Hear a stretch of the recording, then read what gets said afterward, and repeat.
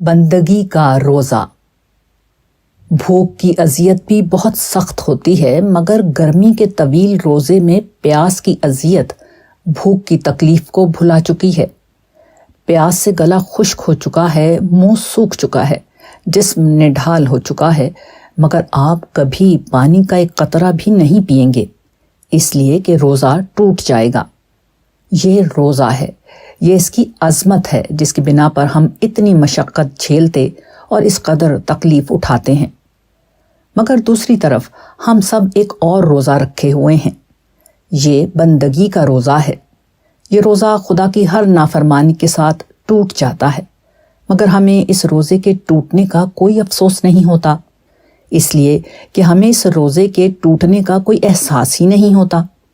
ہم بندگی کا روزہ ہر روز توڑتے ہیں، حتیٰ کہ عین روزے کے عالم میں بھی توڑتے ہیں، مگر ہمارا ہر احساس اس سنگین جرم کو سمجھنے کے لیے مردہ بنا رہتا ہے، اس لیے کہ ہم نے اس جرم کو کبھی جرم ہی نہیں سمجھا۔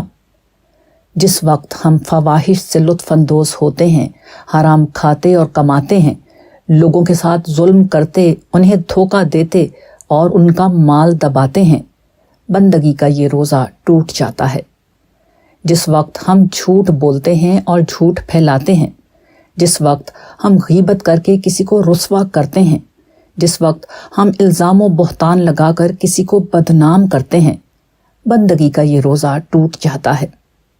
جس وقت ہم اپنی خواہشات کو دین بنا لیتے ہیں، جس وقت ہم اپنے تعصبات کی بنا پر سچائی کو رد کر دیتے ہیں، جس وقت ہم عدل و انصاف کے تقاضوں کو پامال کرتے ہیں، بندگی کا یہ روزہ ٹوٹ جاتا ہے۔ کتنے روزے دار ہیں جو بندگی کا روزہ ہر روز توڑتے ہیں۔ کتنا عجیب ہے ان کا روزہ رکھنا اور کتنا عجیب ہے ان کا رمضان کی مشقت جھیلنا۔